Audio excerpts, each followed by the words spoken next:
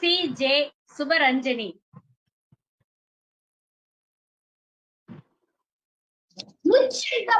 மொழி தேடும் இனிய மொழி, நம் அனைவரின் உயிரின் கலந்த மொழி, அவ்வேறு தாய்மொழியாம் தமிழ் மொழி. அந்த அன்னை தமிழுக்கு என் முத்தாய் உடற்கண் வழக்கத்தை தெரிவித்துக் கொள்கிறேன். இங்கு அமர்ந்திருக்கும் மாணவர் சான்றோர் அனைவருக்கும் தாய் வழக்கத்தினை தெரிவித்துக் கொள்கிறேன். நாளை மறுநாள் ஜூன் மாதம் 15ஆம் தேதி ஞாயிற்றுக்கிழமை உலக தமிழர் தினம். குடும்பத்தில் வளர்ச்சிக்காக தன்னை மெழுகுவதால் அர்ப்பணித்தவர்கள், அர்ப்பணித்து உழைக்கும் அனைத்து தலைவர்களுக்கும் என் தமிழர்கள் வணக்கங்களையும் வாழ்த்துக்களையும் தெரிவித்துக் கொண்டு தந்தையரிடம் தொடர்பான எனது முறையை தொடங்குகிறேன். நாம் பேராக்கிக் கொள்பவர் தந்தை, நம் வாழ்க்கை விருட்சமாக தன்னை பேராக்கிக் கொள்பவர் தந்தை. உலகம் முழுவதும் தந்தையர் தினம் ஜூன் மாதம் ஞாயிற்றுக்கிழமை கொண்டாடப்படுகிறது. 2 மாதம் சுமந்து உலகத்தை காட்டியவர் அன்னை. இது என் முறை என தோளில் சுமந்து உலகை காட்டியவர் தந்தை. ஆண்களின் உலகம் தியாகங்களாலும் வியர்வையாலும் சூழப்பட்டது. அடுத்தவர்களின் ஆனந்தத்திற்காக தங்கள் ஆயுள் முழுவதும் அர்ப்பணித்தவர்கள் தந்தைகளுக்கு முக்கிய இடம் உண்டு. இப்படிப்பட்ட தந்தைகளை பெருமைப்படுத்தும் ஒரு நாள் தான் சர்வதேச தந்தையர் தினம். நாம் இவ்வாறு தந்தை தினத்தை கொண்டாடுவதற்கு யார் காரணம் உங்களுக்கு தெரியுமா? அவர்தான் சொனாரா ஸ்மார்ட்போர்ட்.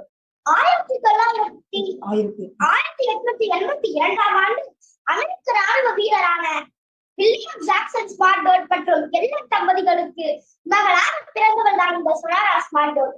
6வது பிரசவத்திற்கு சென்ற அவரது தாய் எல்லன் மரணமடைந்தார்.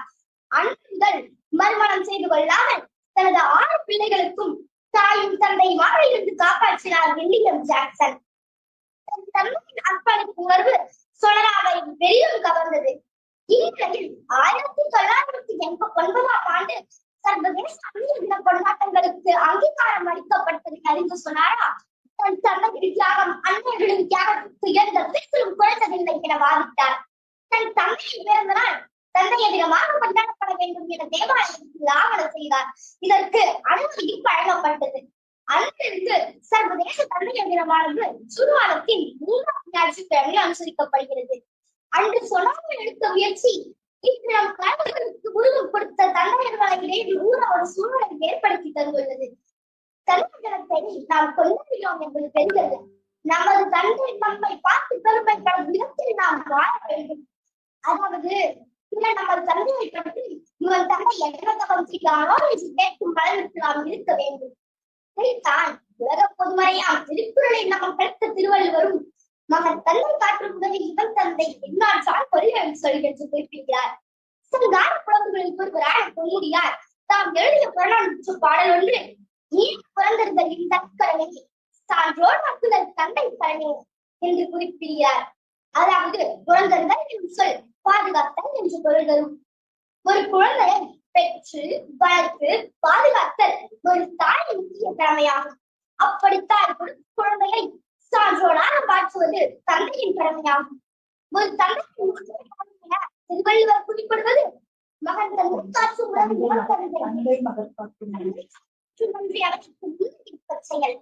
ஒரு தந்தை தன் மகனை அவயத்தில் முன்னிறுத்த செய்ய வேண்டும். அதாவது கற்ற சான்றோர் கூறுகிறது மற்றவர் அவனை மதிக்கும் வகையில் புகழுடையவனாக அவனை வளர்க்க வேண்டும் என்பதாகும்.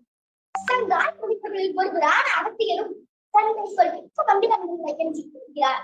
அதாவது தந்தையின் வழிகாட்டுதல்கள் அறிவுரைகள் ஆகியவை ஒரு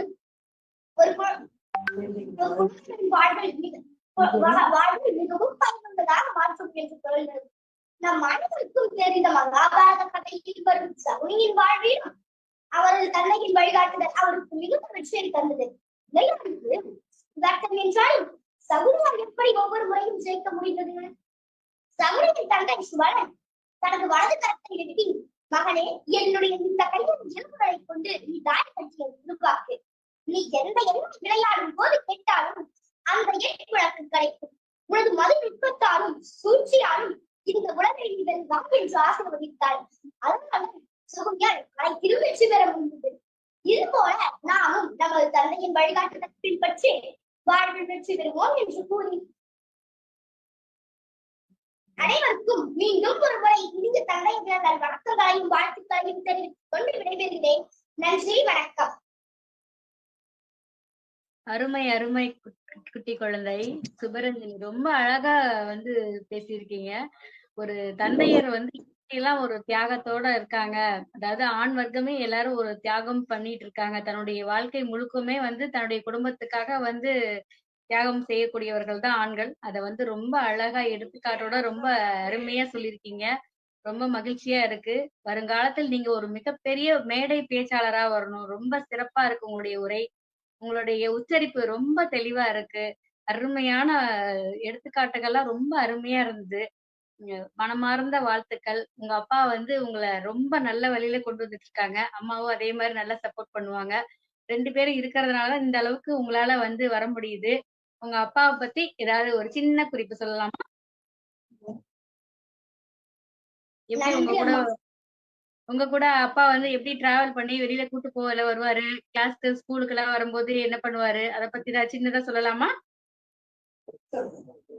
எங்க அப்பா என் மேல ரொம்ப பாசமா இருப்பாங்கம்மா. ம். இந்த நீங்க மாதிரி எப்படி இந்த ப்ரோக்ராம்ல கலந்துக்கிறதுக்கும் எங்க அப்பா ரொம்ப சப்போர்ட் பண்றாங்க. ரொம்ப சந்தோஷம் குழந்தை. ரொம்ப சந்தோஷம். இதே மாதிரி நெறைய நீங்க வந்து மேடைகள்ல ஏறணும். நெறைய பேச்சு திறமைகள வளர்த்துக்கணும். மிகப்பெரிய ஆளுமையா வரணும் வருங்காலத்துல. ம். வாழ்த்துக்கள் தங்கம். வாழ்த்துக்கள். நன்றிம்மா. சுபரஞ்சனி அப்பாவுக்கும் தந்தையர் தின வாழ்த்துக்கள்.